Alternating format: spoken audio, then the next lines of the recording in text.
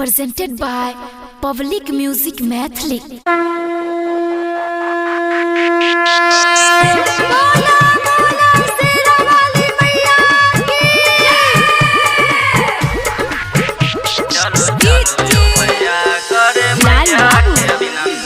Singing by Rajesh Rangila.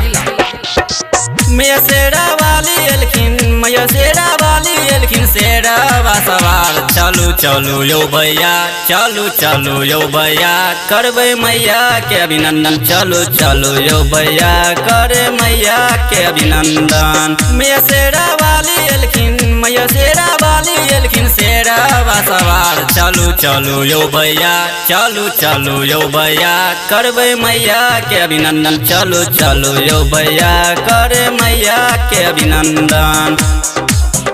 चलू चलू यो भैया, करे मैया के अभिनंदन। चलू चलू यो भैया, करे मैया के अभिनंदन।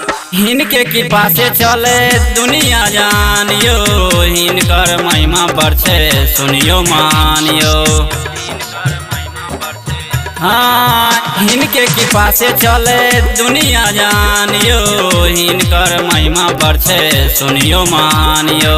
डूबल नैया मैया, डूबल नैया मैया, करे छे उधार, चलू चलू यो भैया, चलू चलू यो भैया, करबे मैया के अभिनंदन, चलू चलू यो भैया, करे मैया के अभिनंदन। मैया शेरा वाली एलखिन, मैया शेरा वाली एलखिन, शेरा सवार चलू चलू यो भैया, चलू चलू यो भैया, करबे मैया के अभिनंदन, चलू चलू यो भैया, करे मैया के अभिनंदन।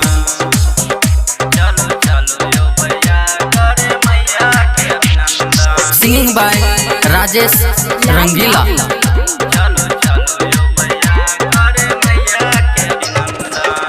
दोनों कलजोरी मैया करे छी पुकारिए, दीपक सरोज के मैया करुणे उधारिए। दोनों कलजोरी मैया करे छी पुकारिए, दीपक सरोज के मैया करुणे उधारिए।